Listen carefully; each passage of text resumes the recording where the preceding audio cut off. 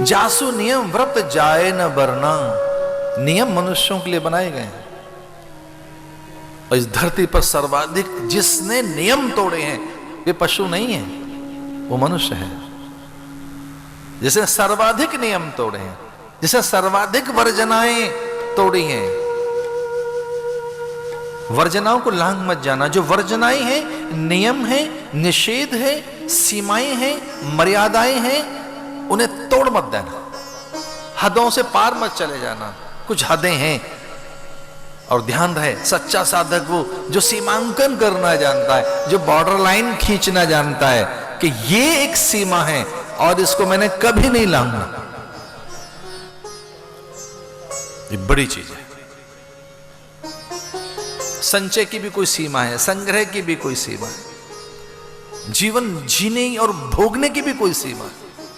जो आपके पास समय है, जो साधन है, जो पदार्थ है, खुद देह है, खुद स्वयं जो आप हैं, इस तरह से जीना कि आपको उसमें सुगंध आए, सौंदर्य अनुभूत हो, गौरव की अनुभूत हो, गौरव की अनुभूति हो, धन्यता अनुभव, उच्चता अनुभव हो, आप में एक साफल्य बोध हो, तीर्थत्व आप में बोध हो, अपने से आपको खिन्नता ना हो जाए, अपने से आपको भय न लगे, अपने से ग्लानि न हो। जासु नियम व्रत जाए न बरना। तुलसीदास जी लिखते हैं कि मैं राम को निसंदेह प्रणाम करूंगा, पर राम तक पहुंचने के लिए मैं नियमों का बंधन कर लूं। और जिसके पास नियम निरंतर रहते हैं, नित्य रहते हैं, वो भरत है, जिसके नियम कभी शिथिल नहीं होते, जिसके पास व्रत हैं, जो व्रती है, साधन व्रती है।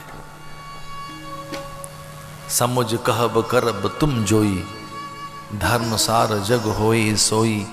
जिसकी तीन चीजें कभी उनमें व्यतिक्रम नहीं हो सकता, उसकी सोच में, बोलने में, करने में, मनसा वाचा कर्मणा, जो एक है वही महात्मा है। हमारे शास्त्र कहते हैं साधु वो है जो मन वचन कर्म से एक है। मनस्सेकम वचस्सेकम कर्मण्येकम महात्मना। हाँ, लाल कपड़े पहनने वाले लोगों का खूब आदर करना चाहिए और उनका खूब सम्मान करो। हम तो पेड़ों का सम्मान करने वाले प्राणी हैं, लेकिन महात्मा कौन है? जो मन वचन कर्म से एक है। मनस्सेकम वचस्सेकम कर्मण्येकम महात्मना। मनसा वाचा कर्मणा एक है, मन वचन कर्म से जो पवित्र हैं।